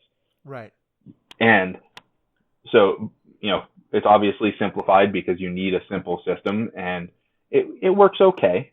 but I think that PG-13 is the one that really is just such a large category that it's hard. Like, Yeah. you're gonna, G movies and PG movies, you're gonna pretty comfortably be able to take almost all kids to. R movies, you're gonna pretty comfortably be able to say this is not for kids. And then PG-13, I feel like, is just a huge basket that you've got to go into and dig into the specific media that you're wanting to share. You very helpfully typed out, and we're going to post it on the website and in the show notes, but a description of the ratings of each Harry Potter movie. Mm-hmm. And one thing I thought was really interesting is, before I looked at this list, I would have thought the earlier Harry Potter movies, which are much more like kids' books, are PG, and that the later Harry Potter books are more YA, and so those are PG-13. Yep. And the list mostly holds to that, except Harry Potter and the Half-Blood Prince, which, among other things, includes the death. Spoilers for something 20 years old. It includes the death of a major character, goes back to PG, whereas the rest of the movies in that second half are PG-13. Yep. And to me, that's just so interesting about how I doubt anyone was like, no, we got to make this one PG. It just the way the movies got made. Mm-hmm. And it's interesting to see that progression. And honestly, I've made it through Sorcerer's Stone. That's the only one that the kids have seen. Yeah. Chamber of Secrets gets into some pretty scary things. Yeah. And I almost would have guessed that it jumped to PG-13 there. I think Prisoner of Azkaban a little bit less so, but there's still some scary stuff. I love Gary Oldman, but he is he can be very frightening. Yeah. He's very good at that. And then we start getting into a lot of important people dying in the next few movies. Yeah. And that's, I think that's probably where you kind of see things jump up a lot, and you also see just the kids growing up a bit more. So I wanted... Go ahead. I was going to say, one thing this also puts me in mind of is, have you ever heard of the Comics Code? Yes. Yeah. So this is something that happily has been pretty much ignored for the last 20 years or so. But for a while, there was literally a code that the comic books were supposed to follow. And they had very strict moral rules. And a lot of them weren't even just about the content that you could show in a comic book. Mm-hmm. But a lot of it was about the moral character that, that like there were a lot of things that only a bad guy could do. And that you could never show, a hero questioning a cop, for example. Or, a hero making a moral mistake. I know that a lot of the idea of like that the heroes never kill comes out of that. And in a character like Batman, I think has become a very important part of his character, but also leads to the kind of thing that we've talked about on the show a bunch of times before, where Daredevil promises to never kill anyone. He just hits them hard in the head with a metal pipe all the time. Which is not the most realistic. I'll just cause traumatic brain injuries. Yeah. No chance of anyone dying from that. But yeah, to me, it's another example of the kind of rating systems you can get, but also how it's still like, Frank Miller does not follow the Comics Code by any means, but that a lot of those ideas are still very present, especially in our comic book media, like the movies and TV shows we get from them today. Well, I think that the Comic Code is actually a really interesting thing because of its origins. And, it's similar to video game ratings where you had the industry itself sit down and say, look, we've got to come up with something that is going to keep government from doing this for us. Right. And so I think the Comic Code was it's an archaic thing from another time, but it was what they thought they had to do in order to not have government step in and say, look, you can't do these things. Right. And so it was, while it became self-censorship, it started off as a way to avoid censorship. Yeah, that's a good point. And so it's a lot of times you'll see that in industries where they're getting a lot of attention, negative media attention, earned or not. They'll sit down and say, okay, how do we regulate ourselves so that someone else doesn't come in here and set the rules for us? And I think those are the types of things that really need to be continuously examined. And, you see it with the ratings where what we're talking about here with smoking is just, it's different from what it was. Yeah. And so you see an evolution of morality and an evolution of priorities that is necessary if you're going to have a rating system kind of keep up. But it's also really important to remember that what they say today is not what was applied 15, 20 years ago. Right. And so you look at a PG movie from 20 years ago, you're going to see a different movie. Yeah. Yeah, and that goes for like things like smoking, but also goes for things like, content that was much more accepted that today we see as very racist or very sexist, would often be more PG-13 or something like that. Yeah. And it doesn't justify that content existing, but it's important to remember that it existed in a different framework. And I think this whole conversation also really puts an important framework on what you are doing as a parent, because you as a parent, like very actively watching these things with your kids, being very thoughtful, understanding that it's not just all easy boxes of this all is easy, this all is okay for kids, this all isn't. Like that's clearly should be the goal. But then also recognizing like a lot of parents just don't have that ability, in terms of just time or other limiting factors. And so I think it's both very easy to sort of disparage rating systems like this, but also to understand that that there is some need for those parents who don't have the ability to kind of watch everything with their kids to still understand, like, if I don't have the time to watch it beforehand, how do I know what is or isn't out there? What is or isn't absolutely acceptable? And it's a useful shorthand. Yeah. It's just you want to recognize where those limitations are, and that's why I focus on PG-13, because I think the other three ratings are kind of very clear when you're dealing with kids as to what they are. PG-13 just is such a it's a catch-all. And I think you've said that there's some other things out there that aren't the movie ratings, but that go more in depth of like letting parents know what content is or isn't in a movie.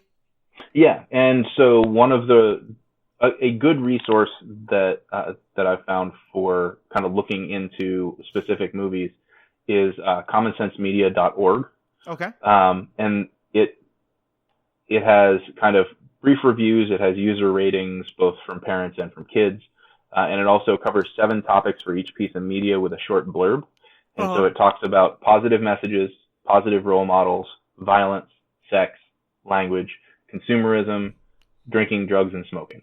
And I've found that this site is significantly more conservative than I am in terms of its evaluation of those things. Right. But the information that it presents is accurate. It will give you a good description of what is in the movie, even if its evaluation of what that means is not in line with your values.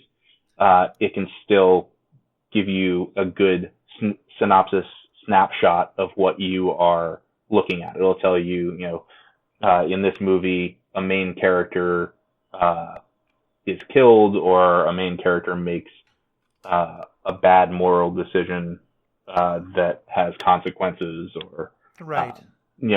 It'll say, there's one scene of brief nudity and implied sex, or something like that. Yeah. And you can then decide what that means in terms of your evaluation, and you don't have to look at their number ratings that go along with it. Like in terms of what you said about the moral values, I'm guessing you mean the kind of thing where it might say, this shows 2 men kissing and that's a problem. And someone else might read it and go, okay, well, that's not a problem for me, but at least now I know that. So is that the kind of thing you usually, it will note that there's a same-sex kiss. It will note that there is, heterosexual kissing. And then it gives kind of a 0 to 5 rating for things, like how present they are, basically. And so it mostly, the issues that I have seen where I don't line up with them have mostly come on positive messages or positive role models. Some things I think I'm in line with most people, that like, hey, you should be truthful and, good to people and what have you. But then there's other things about, is it a positive message that that you should be yourself, and that it is important to support your friends regardless of their choices. Right. Who knows? So there's a bunch of stuff where there's moral judgments to be made, and you may not line up with where they are. Right. But the kind of here's what happens is presented pretty cleanly as here's what happens, which Right. lets you then go and make that decision. Yeah, and I can see how that would be helpful, and that it's good that they, because I know I've seen other sites where they will be more general. They just say like, this has terrible messages for kids, and you realize it's because like, it has a teenage girl who asks her mom about birth control, and someone else might be like, no, that's not terrible at all. Yeah, I mean, Juno might be an example where, the decisions trees that are made and the things that are talked about are all pretty challenging. Right. And your evaluation of what that means and whether or not it's a positive message may not line up. Yeah. So, and let's talk then about some of the stuff that you might find problematic. What are examples of stuff where you think that where some of the messaging might not be the best, and you do want to talk to your kids about that? Like how do you deal with stuff that, as you said, like can have some really good parts, but also some problematic parts? Mm-hmm. And or especially as you understand problematic. Even in good media, you're going to have characters that you can engage about negative things that they did. Yep. You're always going to have villains or antagonists, or however it's framed, where people are making, or animals are making negative decisions or acting in a way that you don't want your kids to copy. Engaging your kids and giving them the opportunity to pull out the lessons of this villain was bad because X, Y, and Z.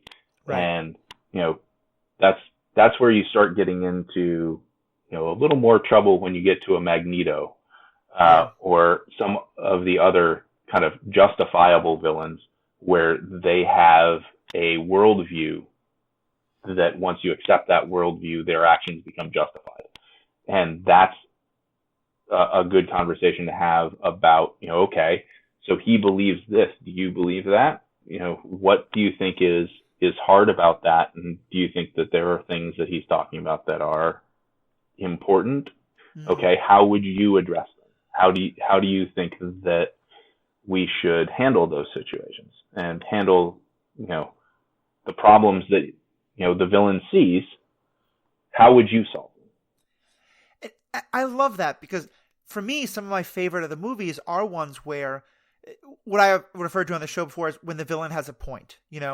Magneto's a great example. Another one of my favorites is Eric Killmonger from Black Panther. Black Panther, yes, thank you.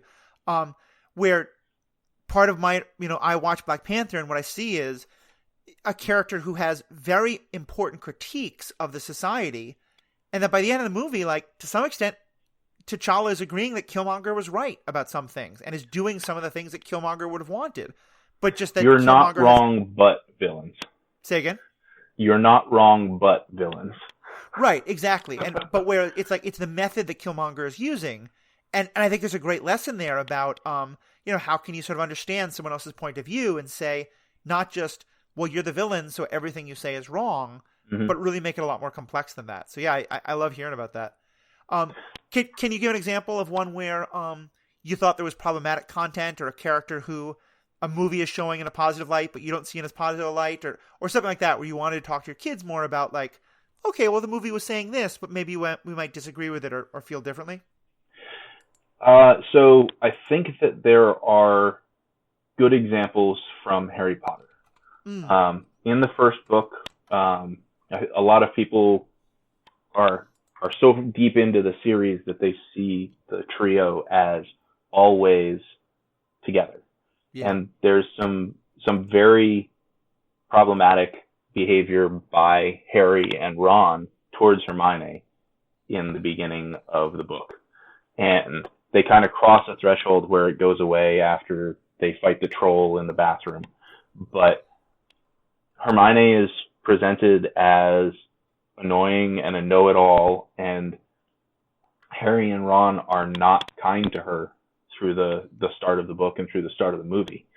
And their behavior is something that I think you can engage about, and especially with the lesson of, how good friends they become. Right. Let's talk about how they treated her early in the movie, or, as you're reading through, in this chapter of the book, they decided to go and help her, even though they were not treating her well. Do you think that this could have been avoided? How would you feel if you were Hermione? How would you, if you were Harry or Ron in this situation, what would you do differently? Right. And focusing on kind of giving them the, choose your own adventure off of, you saw what happened when they did this, what would you have done instead, I think is a really good way to kind of get the kids thinking about what they would do and how they would engage about things. I love that idea of the choose your own adventure as a way to engage. And that's a great example you picked, because that's one where I was an adult when I read those books for the first time, but I was much less sort of aware of a lot of the things that I am now. And I probably watched them kind of, just kind of breezing through them. And then about maybe 2 or 3 years ago, I decided to go back and reread all the books from the beginning, which I hadn't done in many years. Mm-hmm. And I remember reading that his first couple of chapters, and I was like, wow, Harry and Ron are really misogynistic little brats in this.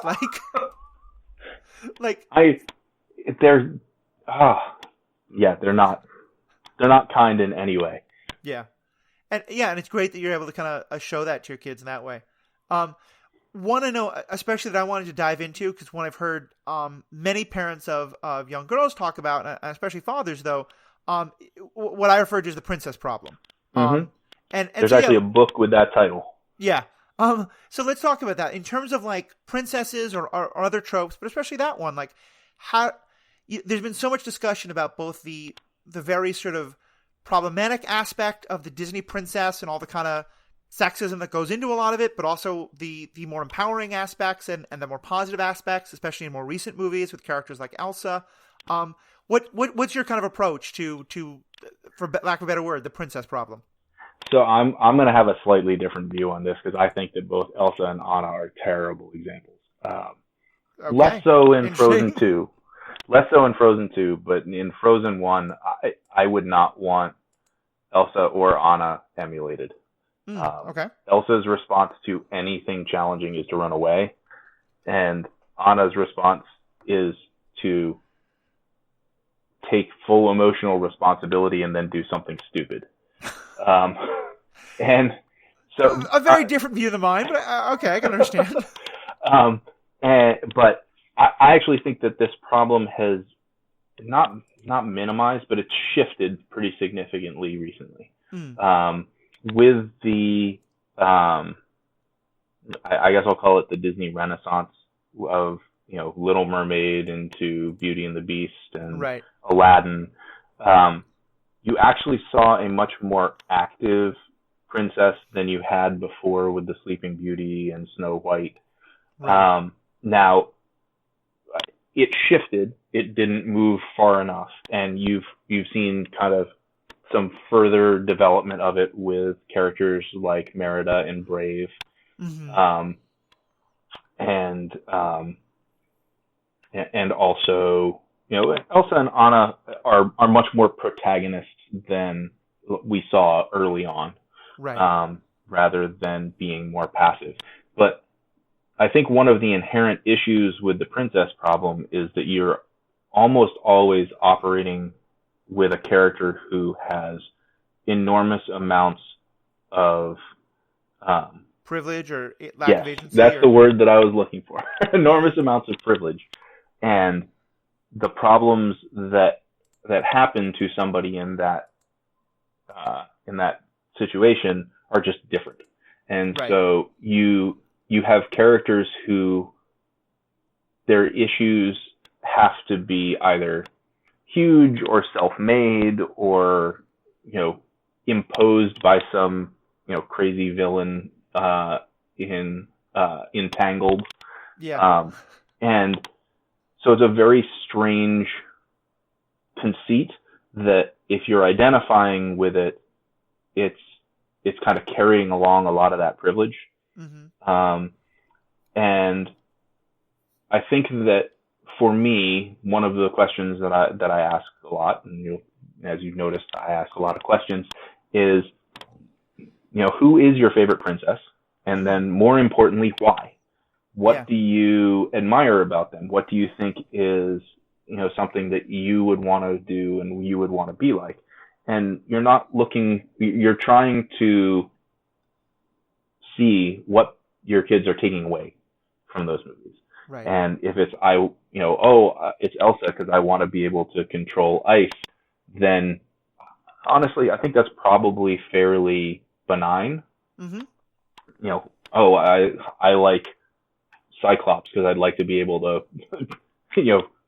have eye blasts and lasers come out of my blow eyes, things up. Yeah, like that's again, it's just kind of a fantasy. But if it's I really like Belle because she likes to read. Right.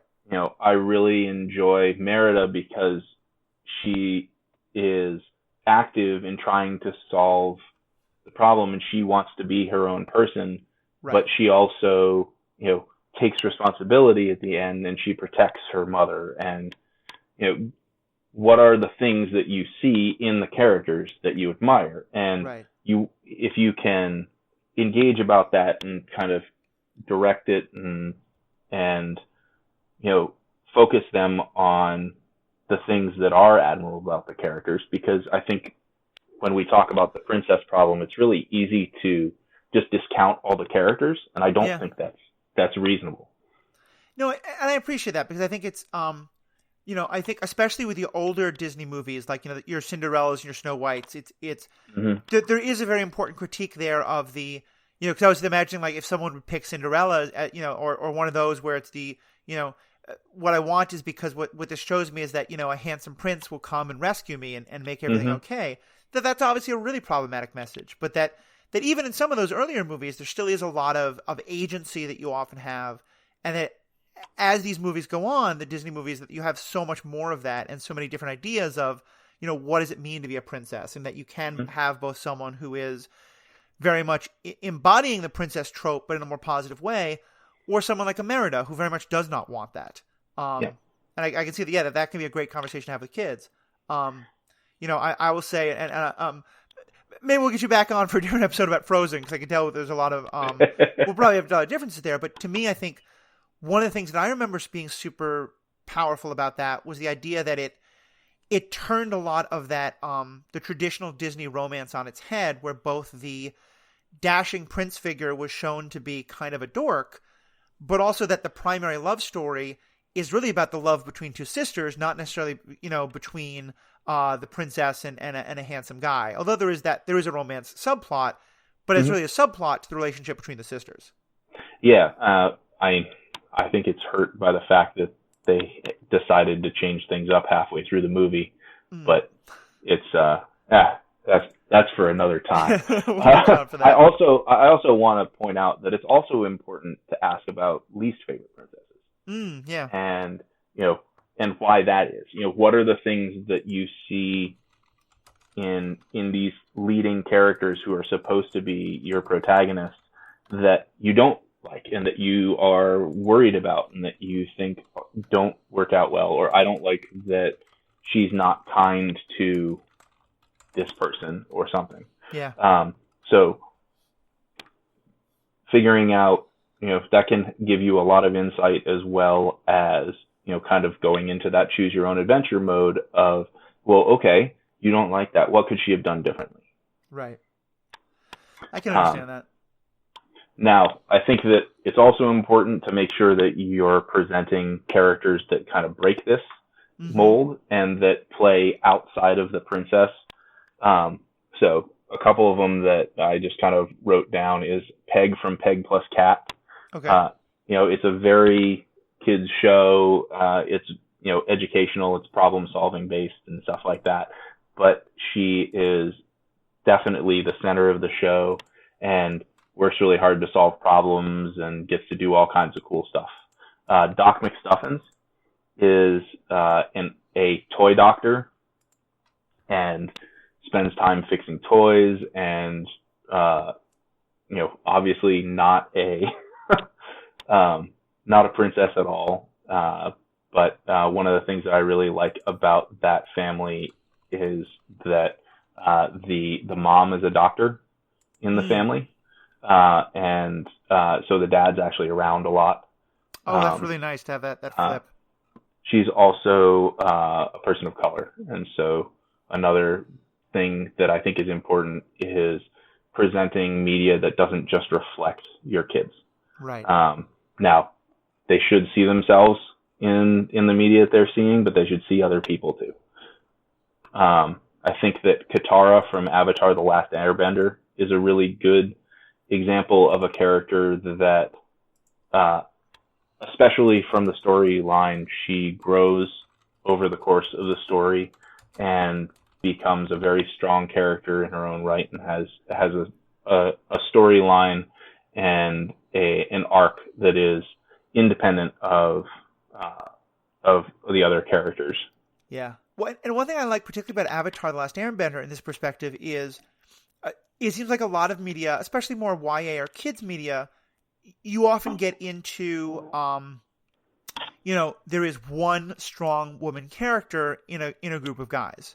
And so that's often a great character, but she's meant to be kind of the stand-in of all women, or of all girls. Whereas in Last Airbender, you have both Katara and Toph, as well as a number of other female characters who get introduced both as heroes, villains, anti-heroes, and folks who are somewhere in the middle.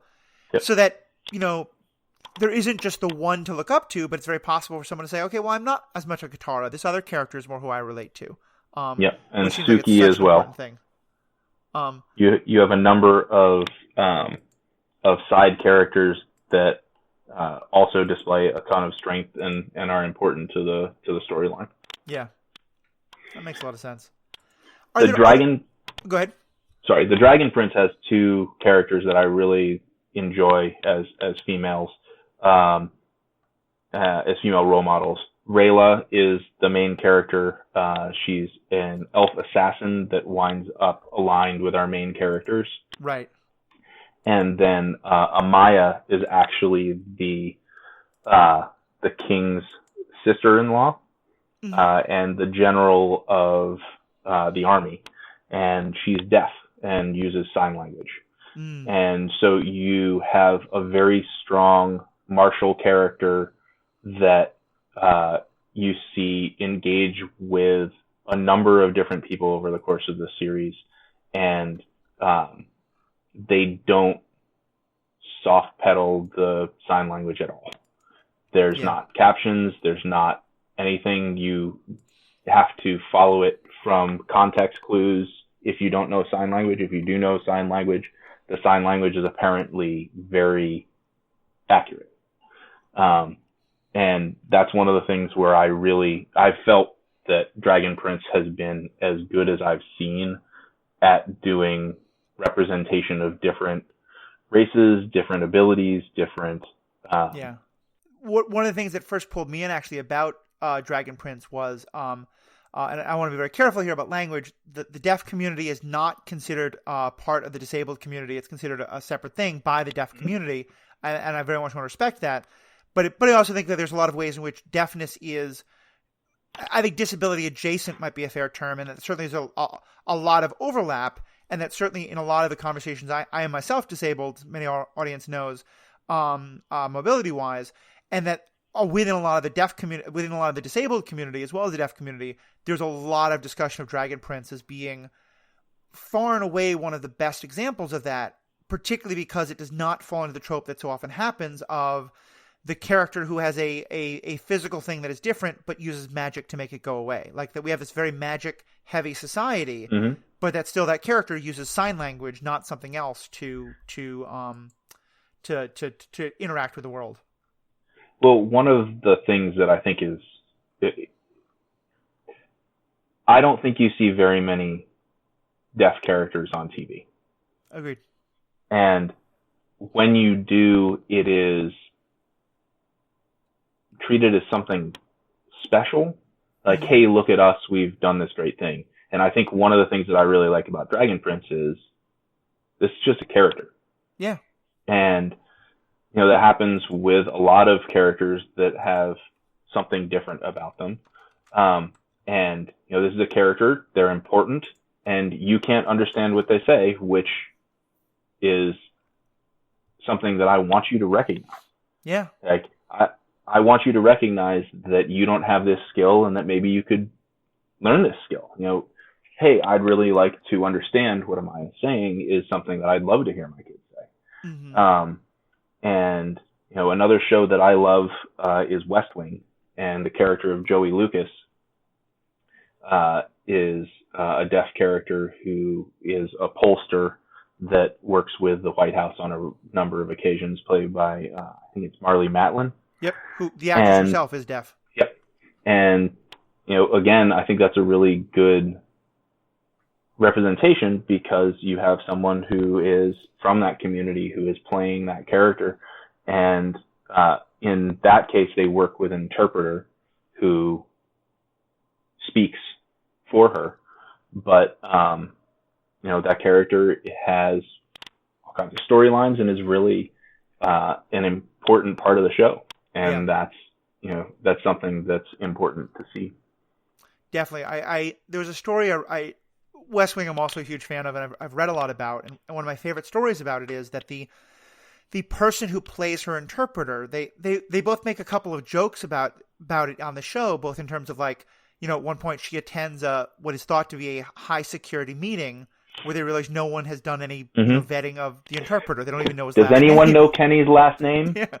But then on the flip side, the actress was very clear about wanting to make sure that it was an accurate portrayal of translation.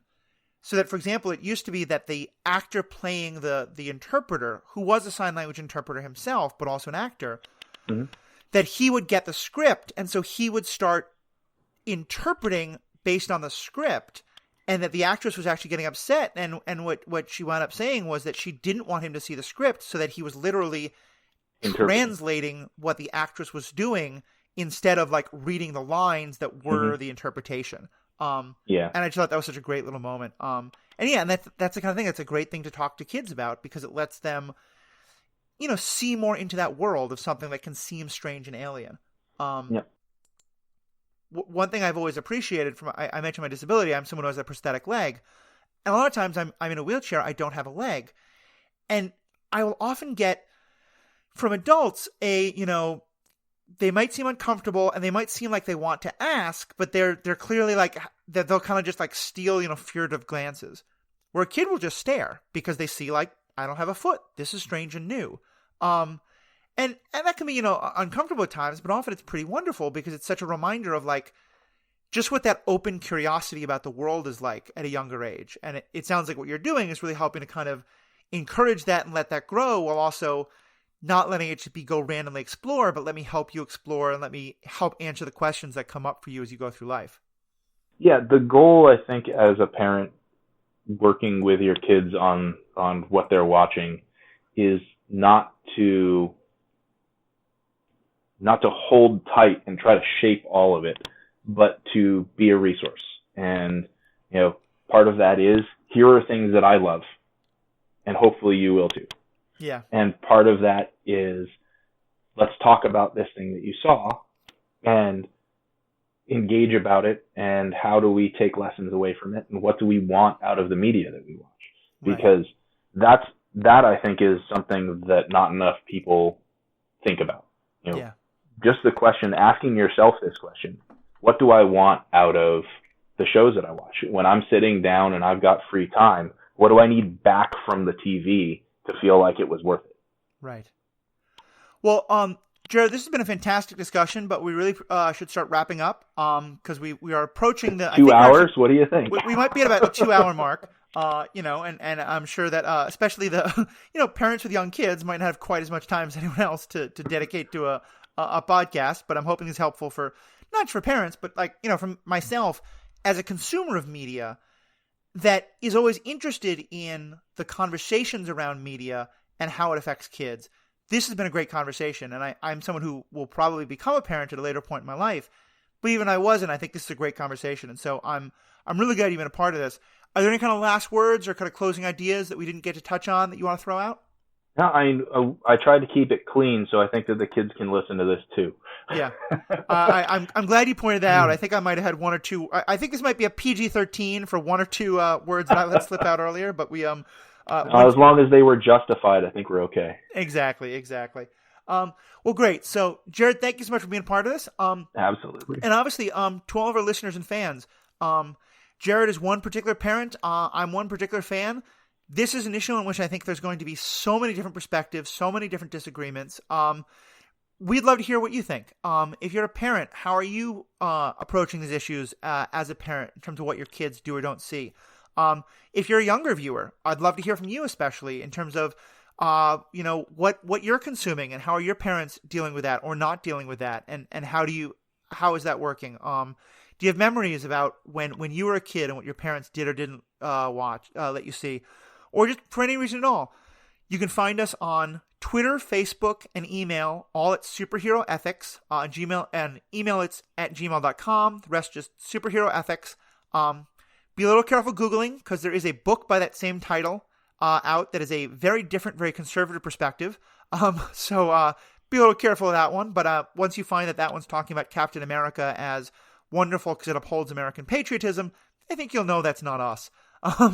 But yeah. We'd love to hear your thoughts on any of that.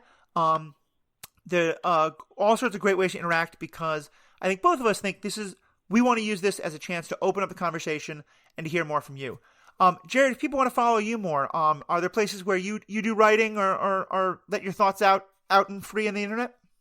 I mostly have just guested on some podcasts, but you can find me on Twitter at Jared Sylva.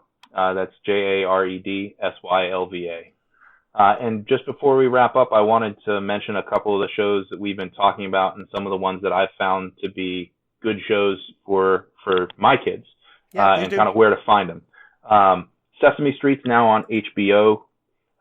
Daniel Tiger, Wild Kratts, Peg Plus Cat, Word Girl, and Odd Squad are all on PBS Kids, and I find them to be really good, kind of focused on the educational side of things.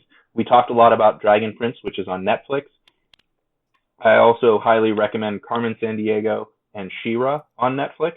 And then Rebels and Clone Wars are on Disney Plus. And Avatar: The Last Airbender is available for purchase. It's not on any of the streaming services. Right. Yeah. No, those are all great. And in the show notes that we'll have and on the website, links to all those will be put up. Some of those I haven't seen, but She-Ra especially. We're going to be doing an episode just on She-Ra at some point in the next couple of months, because it is, I think, fantastic content that's approaching things that haven't really been talked about before. So I'm really looking forward to that. So to our fans, again, please write in. You can support us. We have a Patreon. We're always happy to get your support, especially at this time when things are a little harder than normal. And I'm trying to get a lot more content out to you. You can also, this podcast is part of a larger podcast network called the Stranded Panda Podcast Network, where we really have a lot of different media shows that dive deep into different kinds of media. There's ones about the MCU, the DC universe, the one that I run about the Star Wars universe, and one I run about Orville. On the Bingers Assemble podcast, we really just kind of do deep dives on specific shows. Myself and Matt Carroll have recently been doing a show specifically about the TV show Altered Carbon, which I'm going to say is probably the absolute most non-kid-friendly thing I've ever talked about on the show, though I think it is a fantastic, fantastic piece of media. But no, please don't let your kids watch that for a long time. But yeah, there's lots of great things on the Stranded Panda Podcast Network to check out. So have a Jared, myself, all the other people who've been hosts. Thank you guys all so much. Have a great day. Thank you.